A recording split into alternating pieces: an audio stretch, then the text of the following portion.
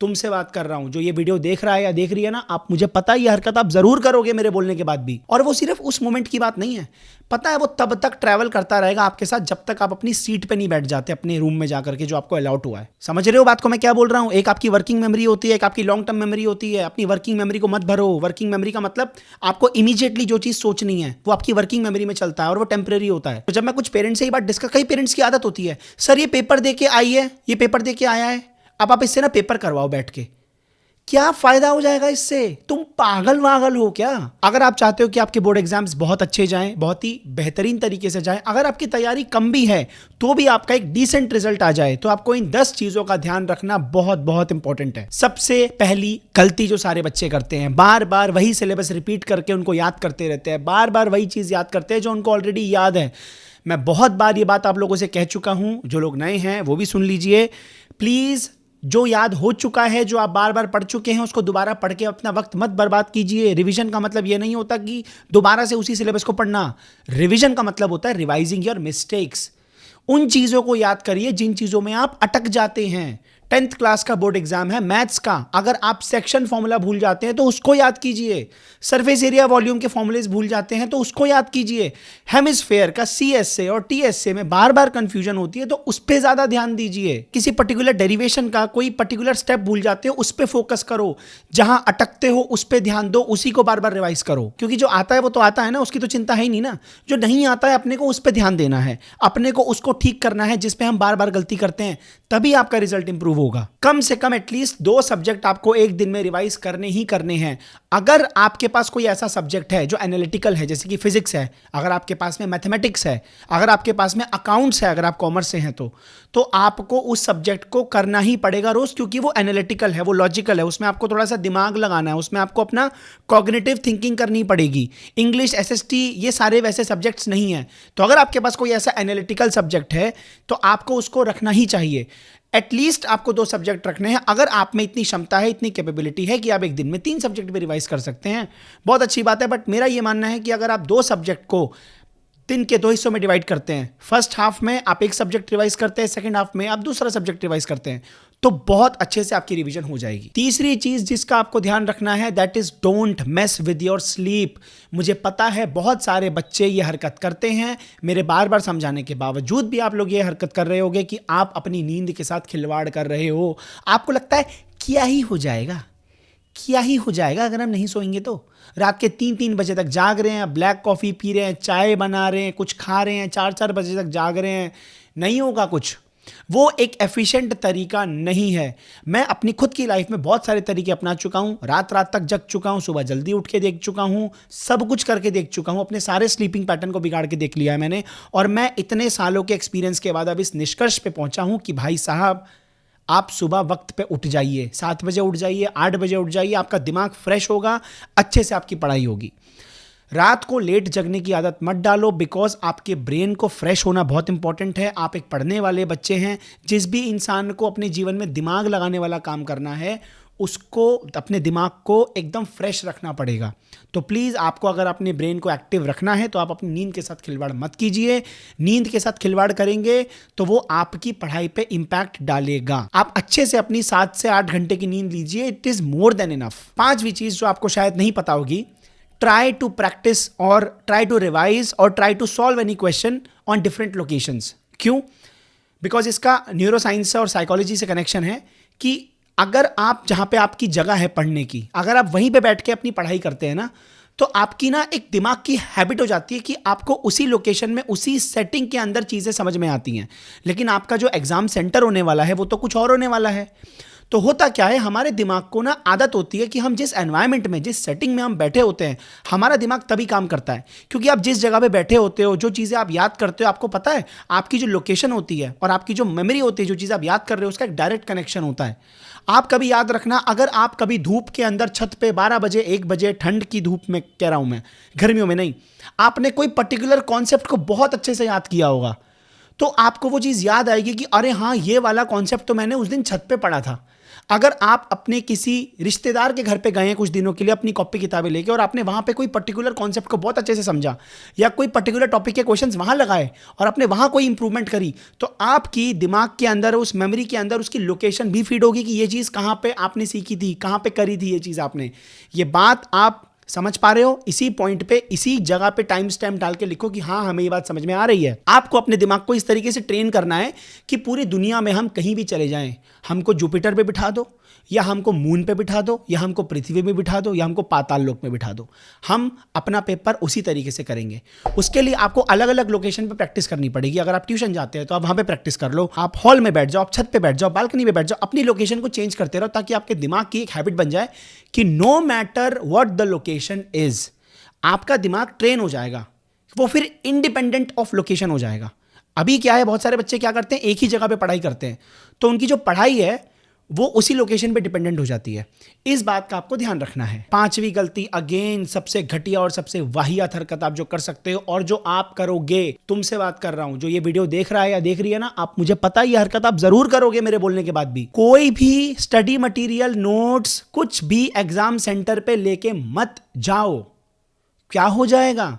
अगर कुछ आपने एक साल में नहीं उखाड़ा तो आप 5 मिनट पहले, 15 मिनट पहले ऐसा क्या उखाड़ लोगे? ऐसा कौन सा तीर मार लोगे आप? ऐसा आपको क्या पता चल जाएगा कि आपके मार्क्स बहुत अच्छे आ जाएंगे? होता कुछ नहीं है, अल्टीमेटली स्ट्रेस डेवलप होता है।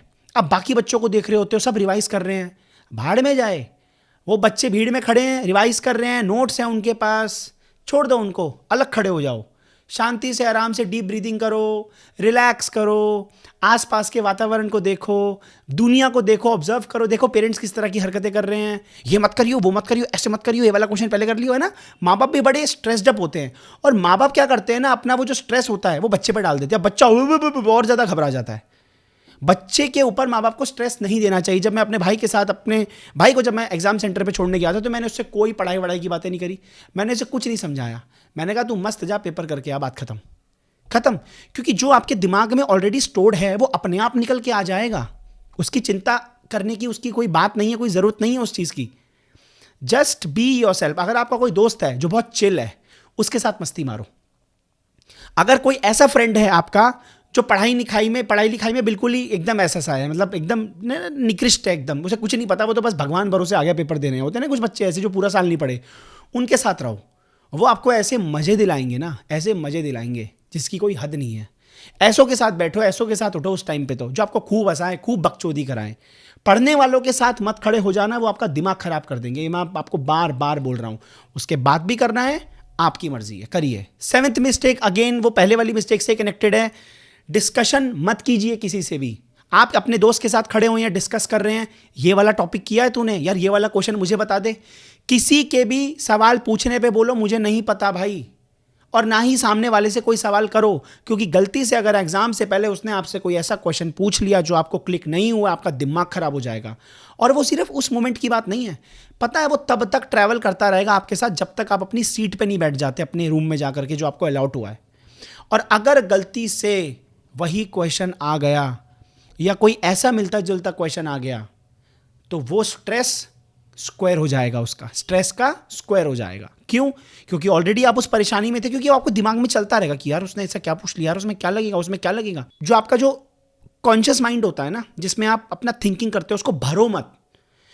बहुत ज़्यादा बच्चों का, जो बहुत अच्छी पढ़ाई करते हैं ना बच्चे, उनका भी एग्जाम पता है क्यों नहीं निकल पाता? पता है क्यों? इतनी सालों की पढ़ाई करते हैं वो, जस्ट बिकॉज, क्योंकि वो इतना ज़्यादा कॉग्निटिव लोड लेके चलते हैं। भाई अगर आपके कंप्यूटर की रैम फ्री नहीं होगी तो कंप्यूटर कैसे एफिशिएंटली वर्क करेगा? सारा का सारा डेटा हार्ड डिस्क में स्टोर है, टेंशन लेने वाली बात नहीं है। अपनी रैम को मत भरो, सी ड्राइव को मत भरो। समझ रहे हो बात को मैं क्या बोल रहा हूं? एक आपकी वर्किंग मेमोरी होती है, एक आपकी लॉन्ग टर्म मेमोरी होती है। अपनी वर्किंग मेमोरी को मत भरो। वर्किंग मेमोरी का मतलब आपको इमीडिएटली जो चीज़ सोचनी है वो आपकी वर्किंग मेमोरी में चलता है और वो टेम्परेरी होता है। और अगर आपको किसी फॉर्मूले की जरूरत पड़ेगी तो आपका दिमाग ऑटोमेटिकली लॉन्ग टर्म मेमोरी से वर्किंग मेमोरी में उसको फेच कर लेगा। आप क्या करते हो? आप अपनी वर्किंग मेमोरी को इतना ज़्यादा टेंस्ड कर लेते हो, इतना ज़्यादा स्ट्रेस्ड अप कर लेते हो कि जब पेपर की बारी आती है तो आपकी वर्किंग मेमोरी में जगह ही नहीं है सोचने की। यानी कि आपकी रैम भर चुकी है पूरी, कंप्यूटर की, फ़ोन की। हैंग मारेगा, 404 एरर नॉट फाउंड, टूंग। समझ रहे हो बात को मैं क्या बोल रहा हूँ? You have to understand this thing कि भैया बी आराम से, मस्त एकदम चिल होके, रिलैक्स होके पेपर देने जाओ कि भाई सब पढ़ तो रखा है, आराम से बैठो पेपर दो। कोई डिस्कशन करने की जरूरत नहीं किसी से भी कि किसी को क्या आता है, मुझे इतना आता है, तुझे इतना आता है, कोई जरूरत नहीं है। एग्जाम खत्म होता है, एग्जाम खत्म होने के बाद अपना पेपर डिस्कस करते हैं, मत करो। स्पेशली जब आपका पहला, दूसरा, तीसरा पेपर है, मत करो। क्या होगा, आप पेपर देके बाहर आओगे, आप डिस्कस करोगे इसका क्या आंसर था, इसका क्या आंसर था। अगर मान लो बाय चांस कोई बड़ा हैवी वेटेज वाला आंसर गलत हो गया, या आपने उसमें बहुत मेहनत करी थी और वो गलत हो गया, या आपको पता लग रहा है कि यार मेरे तो बहुत ज़्यादा आंसर्स गलत हो रहे हैं, आपके दिमाग में टेंशन आ जाएगी, आपके दिमाग में स्ट्रेस आ जाएगा। अब आप उसी टेंशन, उसी स्ट्रेस को लेकर घर जाओगे और आपके दिमाग में यही चलता रहेगा। अब आप मार्क्स कैलकुलेट करते रहोगे अपने, फिर अपनी परसेंटेज कैलकुलेट करते रहोगे, फिर आप ये सोचते रहोगे कि अच्छा अब मैंने इस एग्जाम में इतना हक दिया है तो मुझे अगले एग्जाम में कितना बढ़िया करना पड़ेगा।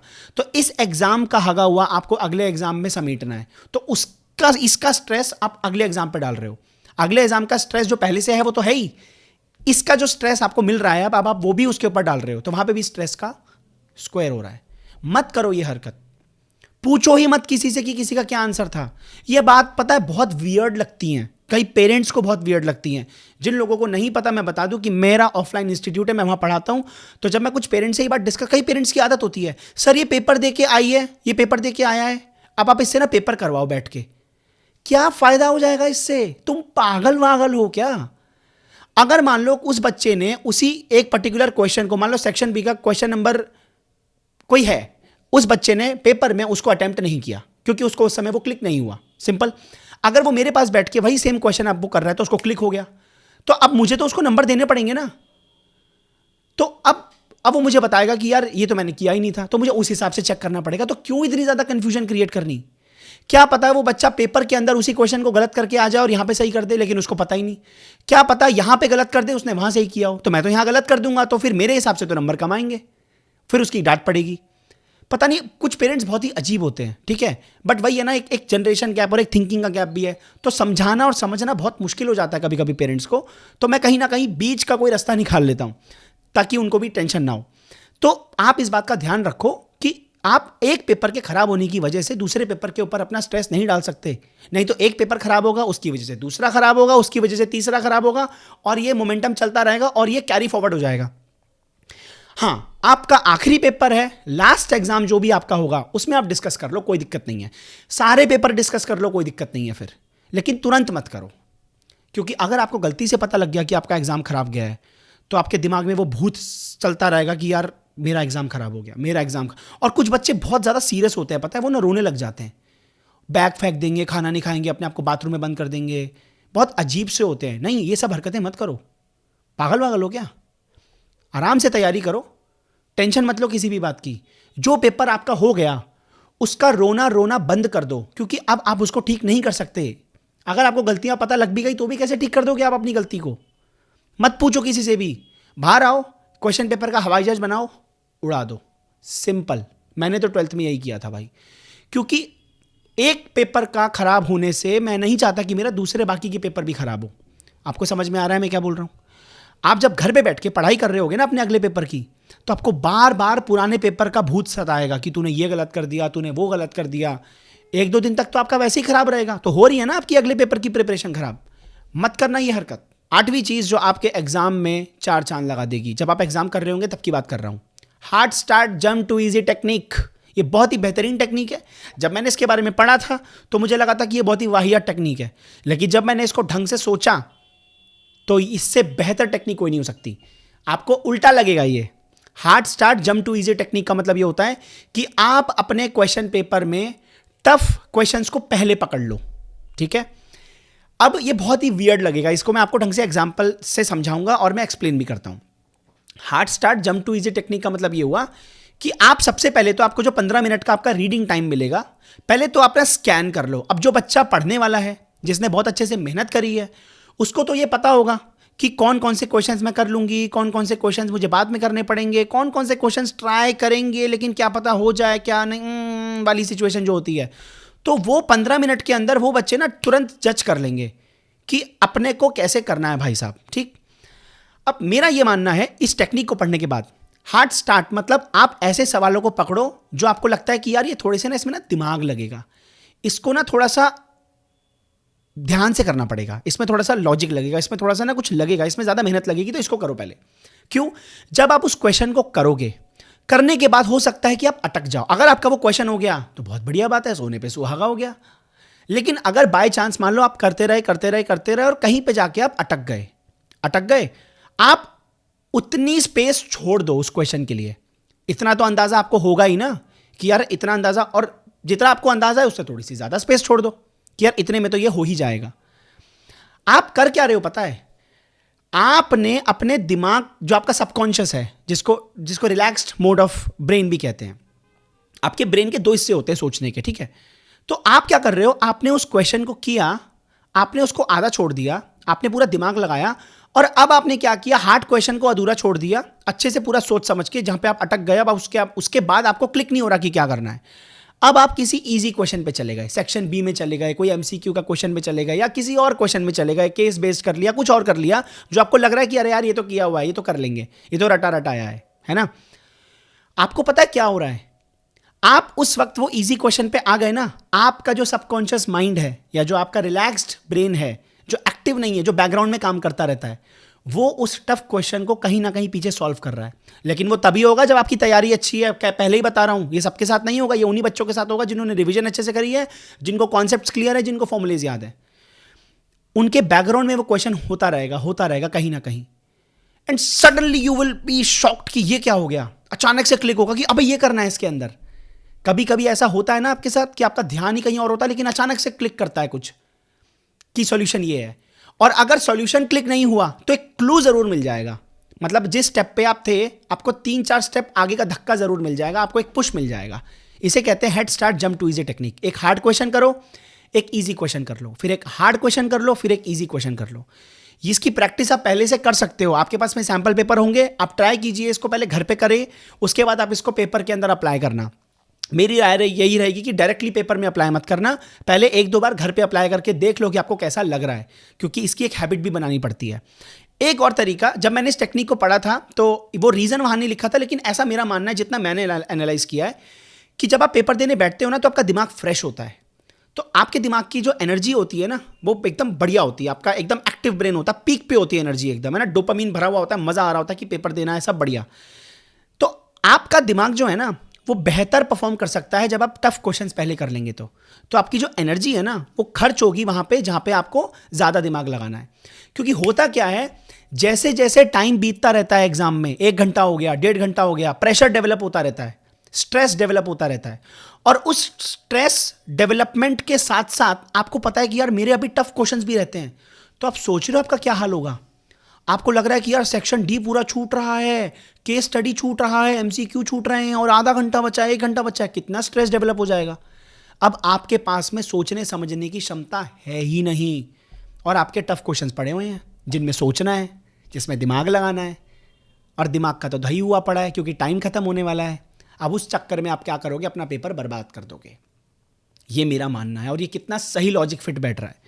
शुरुआत में आप थोड़े से स्ट्रेस्ड कम होते हो, आपको लगता है अभी टाइम है, तो आपका दिमाग रेस्ट मोड में होता है, शांत होता है, रिलैक्स्ड होता है, तो उसमें आप बहुत अच्छे से ऐसे क्वेश्चंस कर सकते हो जिसमें दिमाग ज़्यादा लगाना है।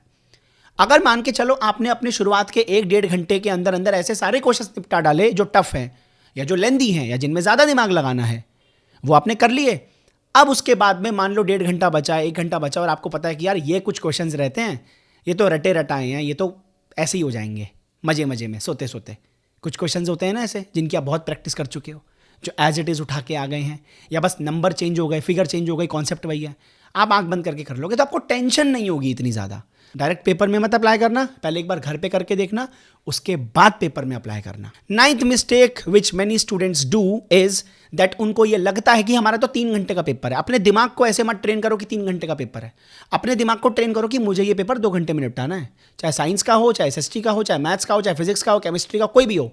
अपने आप को ऐसे ट्रेन करो, अपने दिमाग को ये बोलो कि भाई 3 घंटे का पेपर नहीं है, 2 घंटे का पेपर है। 2 घंटे के अंदर पेपर खत्म करने की सोचोगे तब जाके 2.5 घंटे में खत्म होगा। आधा घंटा पुश कर लो तो भी आधा घंटा बचा हुआ है रिवीजन के लिए। इसीलिए अपने दिमाग को ट्रेन करो कि 3 घंटे का पेपर नहीं है, 2 घंटे का पेपर है, तब जाके 2 घंटे 15 मिनट, 2:20 पे, 2:30 बजे कह रहा हूँ, 2.5 घंटे में पेपर खत्म होगा। आधा घंटा फिर भी बचेगा ताकि आप रिवीजन कर सकें। रिवीजन के लिए टाइम निकालना बहुत बहुत इंपॉर्टेंट है, क्योंकि आपको नहीं पता आपने जल्दबाजी में कहाँ गलती कर दी, कोई क्वेश्चन छोड़ दिया, किसी क्वेश्चन का कोई पर्टिकुलर पार्ट की स्पेस छोड़ दी और आपको बाद में जाके याद आया पेपर के बाद कि अरे यार मैंने तो वो क्वेश्चन ही छोड़ दिया, मैंने तो वो पार्ट ही छोड़ दिया। रिवीजन का टाइम बहुत इंपॉर्टेंट है, इसलिए आप आधा घंटा का एक जो रिवीजन पीरियड होता है, टाइम होता है, उसको निकालने की पूरी कोशिश करिए। नहीं तो या तो आप एकदम ही महान आदमी हैं या महान देवी हैं जो एक बार कोई क्वेश्चन कर दिया तो एकदम सही ही किया है, एक बार 4 2 8 लिख दिया तो चांस ही नहीं है कि वो 4 2 आपने 6 लिखा होगा या 9 लिखा होगा, पॉसिबल ही नहीं है ऐसा, है ना। 4 का स्क्वायर आपने कर दिया, चांस ही नहीं कि आपने 4 का स्क्वायर 8 कर दिया हो। बहुत सारे बच्चे हैं 4 का स्क्वायर होगा 4 2 8 कर देंगे, अरे 4 का स्क्वायर 16। तो ये हरकतें जो हैं वो आपको अपने रिवीजन वाले टाइम पे याद आएंगी कि ये मैंने क्या किया है। इसीलिए इस बात का ध्यान रखो कि आप अपने पेपर को 2.5 घंटे में खत्म करने की कोशिश करो। आखिरी स्ट्रैटेजी बहुत इंपॉर्टेंट, बहुत कम लोगों को पता होती है, बहुत ही खुफिया स्ट्रैटेजी है, लेकिन उससे पहले मैं आपको एक चीज़ अनाउंस करना चाहता हूँ कि फरवरी एंड तक या मार्च मिड तक मैं एक कोर्स लॉन्च करने जा रहा हूँ जो है क्रैक एनी एंट्रेंस, यानी कि जिसकी मदद से आप दुनिया का कोई भी एंट्रेंस एग्जाम, जी हाँ दुनिया का, इंडिया का नहीं, दुनिया का कोई भी एंट्रेंस एग्जाम आप क्रैक कर सकते हैं अगर आपने उन टूल्स, उन टेक्निक्स, उन ट्रिक्स को आपने फॉलो कर लिया तो। मैं उस कोर्स में कोई सब्जेक्ट नहीं पढ़ाने वाला, math, science, physics, SST, history, geography, polity कुछ नहीं पढ़ाने वाला। मैं आपको उसके अंदर ऐसी रिसर्चेज आपसे शेयर करना चाहता हूं on the basis of neuro science, on the basis of psychology. जितनी भी रिसर्चेज हुई हैं, जितनी भी किताबें लिखी गई हैं इस चीज़ के ऊपर, मैंने सारी किताबें पिछले 6 महीने में चाट डाली, लिटरली बता रहा हूं। और मैं उन सब बेसिस के ऊपर एक ऐसा कोर्स प्रिपेयर कर रहा हूं जिसके अंदर मैंने हर लेवल पे बात करी कि कैसे आपको कॉन्सेप्ट को समझना है, कैसे आपको मेमोराइज करना है, कैसे अपनी रिवीजन साइकिल बनानी है, कैसे अपने नोट्स को तैयार करना है। नोट्स प्रिपेयर करने का एक साइंटिफिक तरीका मैंने उसके अंदर बताया। बहुत सारी चीज़ें मैंने उसमें शेयर करी हैं। प्रोक्रेस्टिनेशन, डीमोटिवेशन होता है, उसको कैसे डील करना है, कैसे छोटे छोटे आपको हैबिट्स बनानी है। जैसे मैंने आपको hard start jump to easy technique बताई, वो भी उसी का एक हिस्सा है। तो मैं फरवरी एंड तक या मिड ऑफ मार्च तक मैं पूरी कोशिश करूंगा कि मैं उस कोर्स को लॉन्च कर दूं। आप लोगों का बहुत बहुत भला होगा, स्पेशली वो लोग जो एंट्रेंस एग्जाम की प्रिपरेशन कर रहे हैं और जो नहीं भी कर रहे हैं।